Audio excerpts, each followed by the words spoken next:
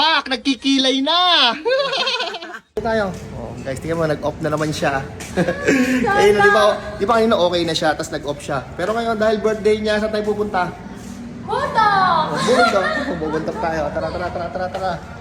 At ayun guys, dahil birthday nga ni Leng, naisip namin na ilabas siya. At dahil nga on-off ang kanyang kalagayan, sa tuwing bumabalik siya sa kanyang katinoan, ay sinabi niya nga pala sa amin na dalhin namin siya sa mahangin na lugar. Kaya eto, naisip namin siyang dalhin sa mahabang parang para maisigaw niya lahat ng sama ng loob niya kung anuman ang kanyang nararamdaman. At dito pinagbuksan ko na nga sila ng pinto ni Mami Abon. And hawak-hawak ni Mami Abon yung anak ni Leng na si Ambe. At masayang-masaya nga kami kasi kapag bumabalik si Leng sa hindi maganda niyang kalagayan, mabilis din naman siyang nakakabawi at nakakabalik sa normal niyang kalagayan. Lagi niyang sinasabi sa amin na talagang nilalabanan niya para sa kanyang anak. Guys, okay na si Leng.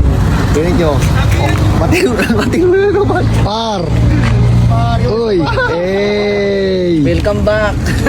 Dito nga, nalilibang talaga si Mami Abon sa pag-aalaga ng bata. Sinabi niya kay Leng na hanggat nasa ganyan siyang kalagayan ay siya muna ang bahala sa anak nito. Dahil sabi ni Leng kasi minsan ang tingin niya sa anak niya fried chicken, baka kainin niya. At dito nga, pinapipili na namin si Leng kung ano yung mga gusto niyang kainin.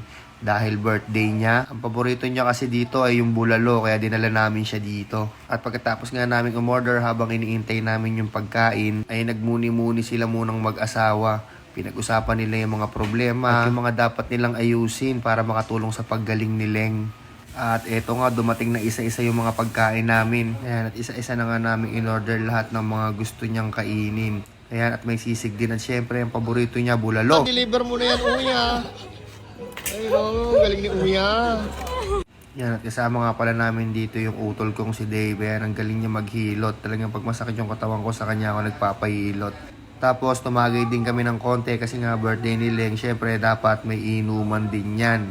Gusto nga pala niyang uminom dito pag bumabalik sa Katinoan, kaso hindi kami pumayag. At namumblema nga kami dito kasi yung mga nasa bahay wala daw nabiling cake. Kasi nga, isusurprise pa namin siya pag uwi, kaya nga kami lumabas kasi para pagbalik namin ayos na yung mga surprise niya sa bahay. Eto, panoodin nyo na yung surprise namin sa kanya sa bahay. Talagang na-surprise siya, kaso ang problema, bumalik siya sa pagkabata.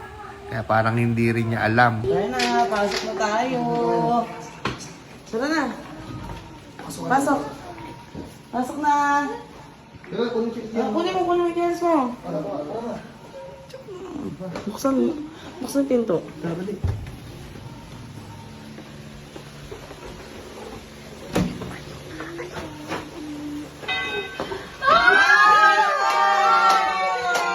At dito nga guys, kitang-kita naman natin na parang nagtataka si Leng kung sino yung mga tao sa paligid. Yan kasi yung kanyang tatay, nanay at buong pamilya, pati ang kanyang mga kaibigan. Kaya kasi natin iparamdam sa kanya na importante siya at maraming nagmamahal sa kanya para mas mabilis siyang gumaling.